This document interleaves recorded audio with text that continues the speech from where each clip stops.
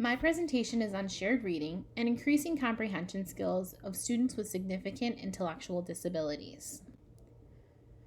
Shared reading is an evidence-based practice that is used in early literacy teachings. It requires the use of a storybook to engage students in reading. It is also used in other subjects as well, like math and science. One strategy in shared reading also involves the use of manipulatives to make a story more concrete for students with significant cognitive disabilities. This is what you read in the article that was shared earlier. This is typically done in a whole group setting, however, can be done in a small group setting. It is not recommended to be done in one-on-one learning. The way that shared reading works is that a single book is used multiple times throughout the week. The teacher models how to read the class by using a large book with a pointer, and this way the teacher is able to show the students the appropriate way to read a book. The teacher also asks questions while reading. What do you think is happening on this page? Who do you think the main character is?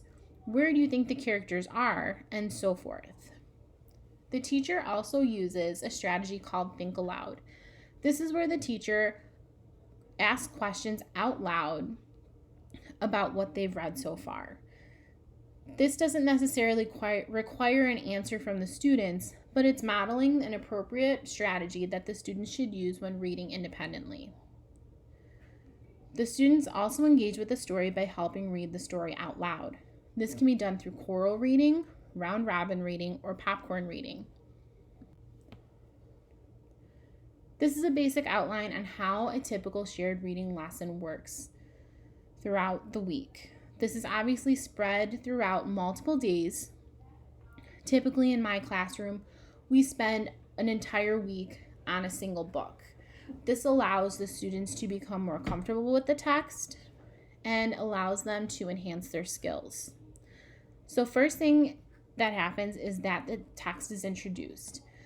The teacher engages their students' interest in the text with a few opening words or an activity. I usually like to show a video of the topic, something that'll catch my students' attention and engages them a little bit more. Next, the teacher models reading of the text. This is done with a big book typically, or something that the students can easily see. The teacher reads the text to the students at a good pace and cadence with a focus on enjoyment and understanding. This is to show the students that reading is not tedious. It can be done as a leisurely activity with the hopes that they will eventually pick up a book on their own just to enjoy. While they are reading the text, they have a brief discussion. How did you feel when this happened to the character? Would you have done the same thing, or would you have solved this problem differently, and so forth. Next, they read the text together. The teacher has the students read the whole text or selected parts with them. This can be done again with choral reading, popcorn reading, round robin reading. Obviously, if you have students who are more emergent, you can do choral reading. I use a switch for my students. This way, my students who are nonverbal can still engage in the shared reading as well. So they hit the switch and the switch reads that page. Next, they discuss the text. The teacher guides conversation about the meanings and language of the text and invites students to share their thinking. This has the students engage with the story on a deeper level. They might also do a follow-up activity about the story as well. I typically like to have the students sequence the story. This deepens their understanding about what has happened, about what they read. Next, the teacher finds teaching points throughout the story. The teacher selects a specific part or parts of the text to revisit to make teaching points. So this can be done by finding different word groups or finding the author. Let's identify the main character and other things. The most important part of shared reading is repeated readings. Revisiting the text on subsequent days and making additional teaching points helps the students gain independence in processing the text. The more that the students are exposed, the better understanding they have. So, reading the story over and over again, while it might seem redundant, just solidifies the comprehension and skills that you are teaching to the students who are listening and reading the text. This is most important for students who have cognitive disabilities because routine is embedded in their day, and if routine is embedded in their reading, they're more likely to remember what has happened. There are many benefits to shared reading. It builds emergent literacy understandings. It builds expressive and receptive communication skills and understanding. It builds critical background knowledge. It helps develop a concept about print. Remember, you're showing the students the appropriate way to hold the book, reading from left to right, how to appropriately turn the page, and so forth. It demonstrates how meaning is made from print, how you are processing the story as a teacher, and how they process the story as students. And it also demonstrates reading as a fun and enjoyable activity. The end goal is not only for students to just be able to regurgitate information, but you're teaching them a life skill. That reading can be a leisure activity if they choose for it to be so. There aren't only benefits for students who are in general education, but shared reading is a huge benefit to students with significant intellectual disabilities.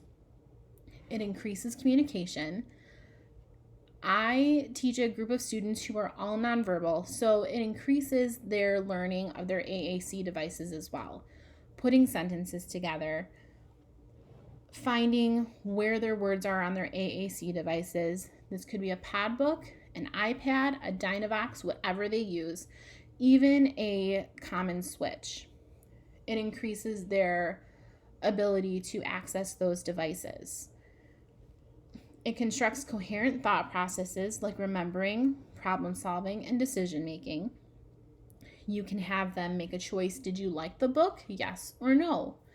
Or it can be as complex as asking and answering questions about the story that was read to them. It helps them activate and develop background knowledge. Reading a story that's familiar triggers students' memory, or it builds background knowledge for those students who might not have the experience of other students. Shared reading also increases their vocabulary. Showing them new words, having them learn new words is all part of growing their vocabulary. The more they hear these words, the more likely that they're going to retain them and reuse them. It also helps students become more fluent in forms and functions of written language.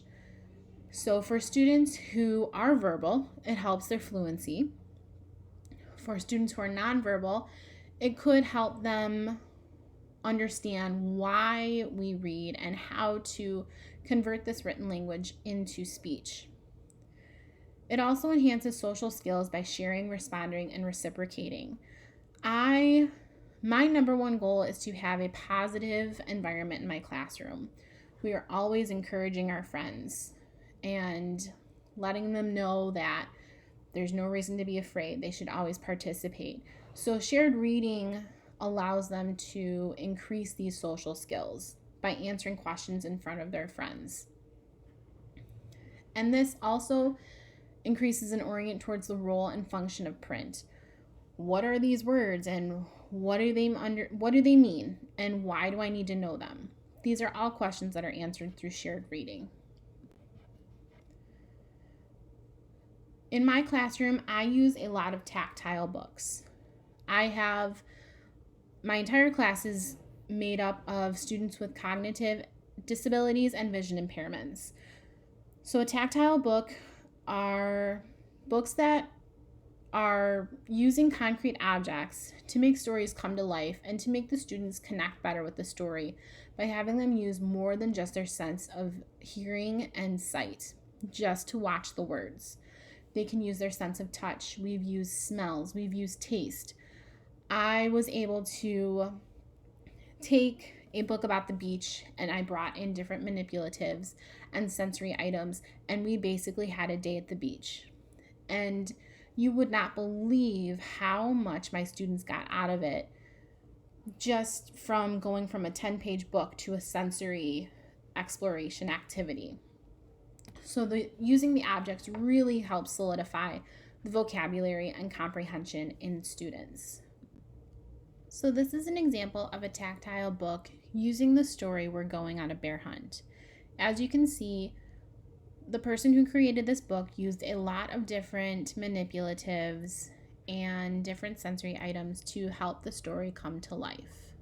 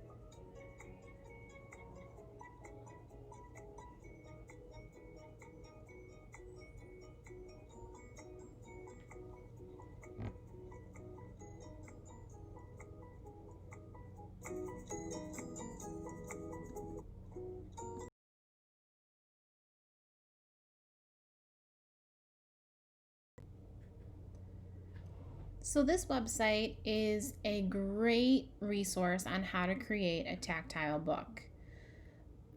There are great directions, and it lists all of the supplies that you need to create a tactile book about the life cycle of a butterfly. So, I really encourage you to check this out. There are also many other examples in this website. It's a foundation that's used for students with significant cognitive disabilities and visual impairments. This is data from my classroom. I had the privilege of using this technique with one of my students for a previous class, and her goal was to increase her comprehension skills by using the tactile book shared reading concept. Now, I taught it as a whole class, but I only took data on this one student. So, as you can see, her baseline was 5 questions correct out of 10, and her goal was to get above 8 questions correct, which, as you can see from the trend line, she was able to do and even surpassed. So 80% accuracy was her goal.